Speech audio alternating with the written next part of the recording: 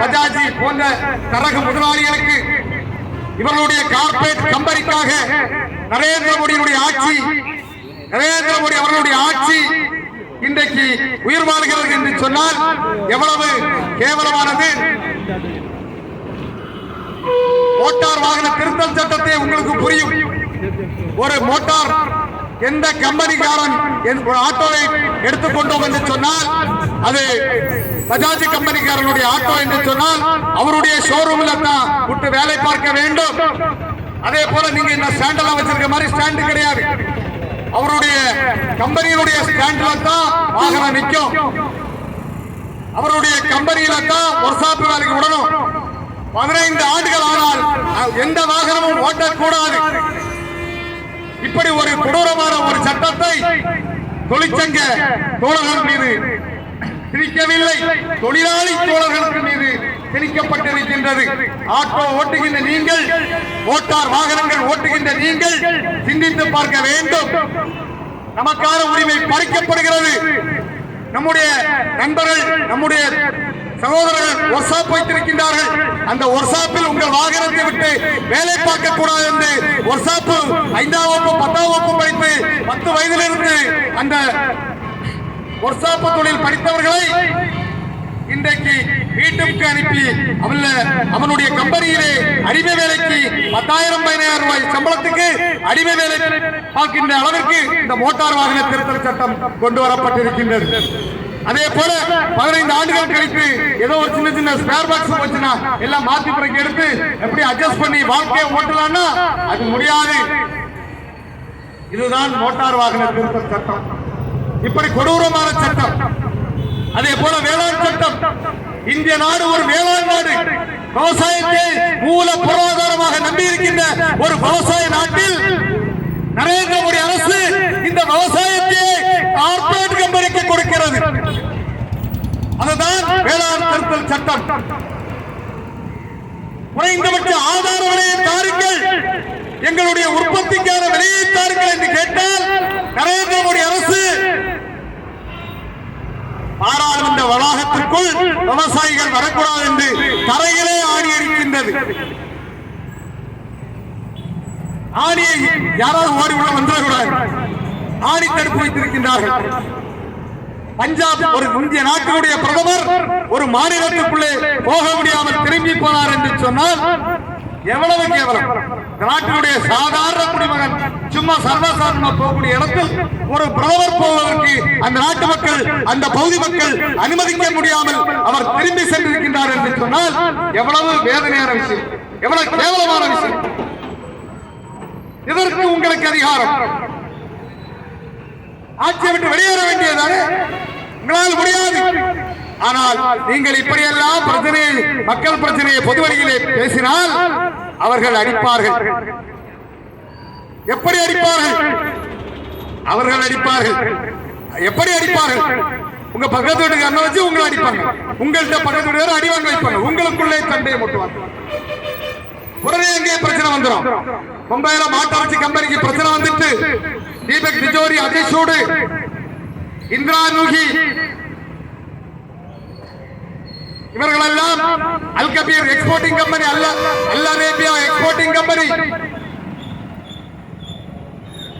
Al Noor exporting company, இப்படி இஸ்லாமியருடைய பேரிலே RSS தலைவர்கள் RSS தலைமைச் செயலகத்தை சுற்றி மாட்டரசு கம்பெனி வைத்திருக்கின்றார்கள். இந்த மாட்டரசு கம்பெனியினால் தமிழ்நாட்டில், இந்திய நாட்டில் மாட்டரசு தடை என்று சொல்லி அப்பாவி மக்களை அடிக்கின்ற போது அந்த பகுதியினுடைய மக்கள் சொன்னார்கள், நாக்பூரிலே அவர்கள் RSS அலுவலகத்தை சுற்றிதான் மாட்டரசு கம்பெனி இருக்கின்றது. முதன்மையாக இருக்கின்ற மாட்டரசு கம்பெனி RSS தலைவர்களுக்கு உள்ளது. முதன்மையாக இருக்கின்ற மாட்டரசு கம்பெனி நமது சென்னையிலே பிறந்து படித்து வந்த இந்திரா நூகி அவர்கள்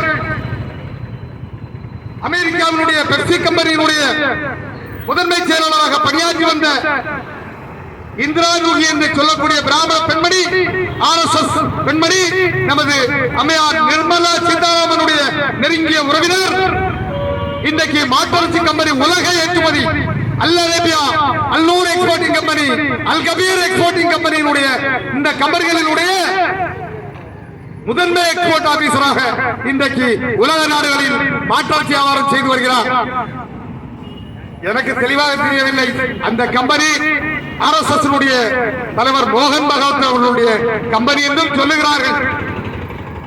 அதை RSS காரர்கள் தான் எங்களுடைய கம்பெனி இல்லை என்று உறுதி செய்ய வேண்டும். ஆனால் இன்றைக்கு இதெல்லாம் பொதுவெளியிலே பேசப்பட்டவுடன் RSS காரர் என்ன சொன்னா, பிரிட்டிஷ்காரை இந்தியா சுதந்திரம் தரும்போது எங்களுக்கு வருஷத்துக்கு இத்தனை டன் மாற்றாட்சி தரணும் அவர் எக்ரிமெண்ட் போட்டார். அதனால நாங்க மாற்றாட்சி வித்துட்டு இருக்கோம். எப்படி இருக்கு பாருங்க, பட்டவர்த்தம் பொய்யாக அடிக்கிறோம். RSS தலைவர்கள் வெளிநாட்டுக்கு மாற்றாட்சி விற்பார்கள். ஆனால் இந்தியாவில் மாற்றாட்சி பொதுமக்கள் சாப்பிட்டால் அவர்களை அடிப்பார்கள். மாற்றாட்சி தடை சட்டம் இருக்கிறது என்று சொல்லி அடிப்பார்கள். அப்படியும் பிரச்சனை நாக்பூரில் பெரிய பிரச்சனையானவுடன் உடனே சொன்னா பாருங்க பிஜேபி அவுரங்கசீப் சமாதி அங்கே இருக்கின்றது, அவருடைய நினைவிடம் அங்கே இருக்கின்றது, அதை நாங்கள் இடிக்க போகிறோம். பிரச்சனை பெருசு யார மாதிரி மாற்றாட்சி பிரச்சனை முடிச்சு அவுரங்கசீப் வந்துட்டார். அதே போல தமிழ்நாட்டில் கால் ஊட்ட முடியாது பாரதிய ஜனதா கட்சி, பிஜேபிக்கு கால் ஊட்ட முடியவில்லை என்று சொன்னவுடன் வந்துட்டார் பாருங்க. எம்பெருமான் முருகன் வந்துட்டார். தமிழ் கடவுள் முருகன் என்று சொன்னால் முருகனுக்கு அன்னை விநாயகர் மும்பையில் உள்ள ஹிந்தி கடவுளானார், மராட்டிய கடவுளானார். கிருஷ்ணன் ஏன் மாமன், முருகனுடைய தாய்மாமன் கிருஷ்ணன் ஏன் ஹிந்தி கடவுளானார்? சிவபெருமான் ஏன் கைலாயமலைக்கு போனார்? அப்படி என்று சொன்னால் முருகனை தமிழ் கடவுள் என்று பாரதிய ஜனதா கட்சியும் பரிவாரங்களும் ஒத்துக்கொள்வீர்கள். எங்களுடைய கடவுள் தமிழ் கடவுள் தான் விநாயகர். மும்பை தமிழருக்கு சொந்தம். முருகனின் தாய்மாமன் கிருஷ்ணன் தமிழ் கடவுள். முருகனுக்கு தாய்மாமன் தான் கிருஷ்ணன் என்று சொன்னால் பீகார் தமிழனுக்கு சொந்தம். சிவபெருமான் முருகனுடைய அப்பன் என்று பாஜக ஒத்துக்கொண்டான். முருகன் தமிழ் கடவுள் என்று சொன்னான். சிவபெருமானும் தமிழ் கடவுள். சிவபெருமானும் எங்களுக்கு சொந்தம். கைலாய வரை இமயமலை, இமயம் தொட்டு குமரி வரை தமிழருக்கு சொந்தம். அப்படி இருக்கின்ற போது எங்கள் தமிழ் மொழியைத்தான் நீங்கள் படிக்க வேண்டுமே தவிர உங்கள் இந்தி மொழி எங்களுக்கு தேவையில்லை. தமிழ் கடவுள் முதல் கடவுள், மூத்த மொழி தமிழ் மொழி என்று சொன்னால் தமிழ் மொழியைத்தான் நீங்கள் பேச வேண்டும். பாடிக்கூறி விற்க, குல்வி விற்க தமிழ்நாட்டு மக்கள் தயாரில்லை. மண் சட்டியிலே சிரட்டையிலும் தீ குடிப்பதற்கு தமிழ்நாட்டு மக்கள் தயாரில்லை. தமிழ்நாட்டு மக்கள் தயாரில்லை. இந்த பகுதி, இந்த மண் ஐயா வைகுண்ட சாமியால் ஒடுக்கப்பட்ட மக்களுக்காக போராடி கிடைத்த மண் உரிமை. நாராயணகுரு போராடி தந்த மண் உரிமை. ஐயங்காளி போராடி தந்த மண் உரிமை. வைத்தியநாத ஐயர் போராடி தந்த மண் உரிமை. மண் உரிமை இருந்தால் மட்டும்தான் பொருளாதாரத்தில் முன்னேற முடியும். பொருளாதார உரிமை கிடைத்தது. உரிமை கிடைக்க வேண்டும் என்று சொன்னால் சொந்த நிலம் இருக்க வேண்டும். கிழவன்மணியிலே அப்படித்தான் 44 பேரை கோபாலகிருஷ்ண நாயுடு எரித்து கொலை செய்யப்பட்ட போது ஒடுக்கப்பட்ட மக்களுக்கு நியாயம் கிடைக்கவில்லை. நீதிமன்றங்கள் அவர்களுடைய படுகொலை எரித்து சாம்பலான பெண்மணி தியாகிகளை தியாகத்தை கேலி கூத்தாக்கியது நீதிமன்றங்கள். இப்படி ஒடுக்கப்பட்ட மக்கள், தொழிலாளி வர்க்கங்கள், நாங்கள், எங்களுக்கு சாதி கிடையாது, மதமும் கிடையாது, நாங்கள் தொழிலாளிகள், நாங்கள் உழைப்போர்கள், உழைக்கும் வர்க்கத்தினர். எங்களுடைய உரிமையை நாங்கள் உயர்த்தி பிடிப்போம். ஆனால் இன்றைக்கு தொழிலாளிகளுடைய சட்டங்களை நரேந்திர மோடி அரசு ஒருவரும் கேலி கூத்தாக்கினாலும் சமூக நீதி காவலன் விடியல் தந்த, கருணாநிதி குடும்பத்திற்கு விடியல் தந்த, திமுக அமைச்சர்களுக்கு விடியல் தந்த, திமுக எம்எல்ஏ எம்பிக்களுக்கு விடுதலை தந்த, திமுக கவுன்சிலர்களுக்கும் மேயர்களுக்கும் சேர்மன்களுக்கும் விடியல் தந்த திமுக வட்ட செயலாளர்கள் முதல் அனைத்து திருடர்களுக்கும் விடியல் தந்த நமது விடியலின் விடிவள்ளி முத்துவேல் கருணாநிதி ஸ்டாலின் அவர்கள் நரேந்திர மோடி அரசு கூட தொழிலாளி சட்டம் 8 மணி நேர வேலை சட்டத்தை கேலி கூத்தாக்கவில்லை. உலகத்தில் ட்ரம்ப் கூட தொழிலாளி வர்க்கத்தினுடைய 8 மணி நேர சட்டத்தை கேலி கூத்தாக்கவில்லை. 1886 ஆண்டு அமெரிக்கா சிகாகோ நகரில் 8 மணி நேர வேலைக்காக போராடி பெற்ற 8 மணி நேரத்திற்காக தூக்கு கயிறுக்கு துப்பாக்கி கொண்டுக்கும் வெள்ளை கொடியேந்தி போராடிய தொழிலாளி வர்க்கங்கள் செங்கோடியாக குருதி சிந்தி மாறிய அந்த போராடி பெற்ற அந்த தொழிலாளி சட்டமான 8 மணி நேர வேலை சட்டத்தை தமிழ்நாடு சட்டமன்றத்திலே 12 மணி நேர வேலை சட்டமாக பரிசோதனை செய்து பார்த்த ஒரு கார்பரேட்டருடைய கைகோலி மு.க. ஸ்டாலினுடைய அரசு. ஸ்டாலினுடைய அரசு யாருக்கு விடியல் கொடுத்தது? அவர்களுடைய குடும்பத்தாருக்கும் அவர்களுடைய கட்சிக்காரர்களுக்கும் கார்பரேட் கம்பெனிகளுக்கும். சாம்சங் கம்பெனிக்காக சிஐடி தொழிலாளிகளை படுகாயப்படுத்தினார்கள், சிறையில் அடைத்தார்கள். மறக்க முடியாது, ஸ்டாலினுடைய அரசு மறக்க முடியாது. தேங்க வயலில் மலங்கலந்த உடன் அவர்கள் யார் இதை கண்டுபிடித்து எங்கள் குடிதண்ணீர் மலங்கலந்திருக்கின்ற சொன்னாலும் அவன் மேலே வழக்கு தொடர்கிறார்.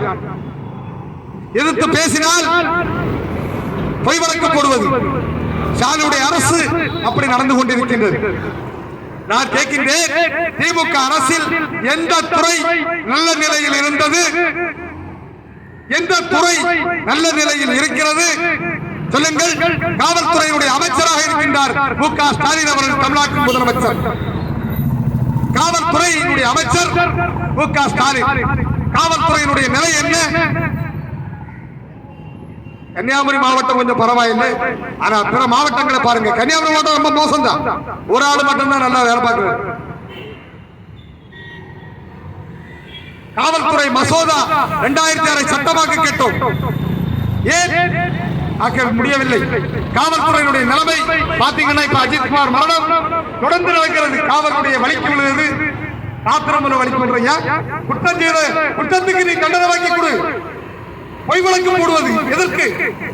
ஒருவன் ஒரு தவறை செய்து விட்டான் என்று சொன்னால் அவன் நிரந்தர குற்றவாளியா?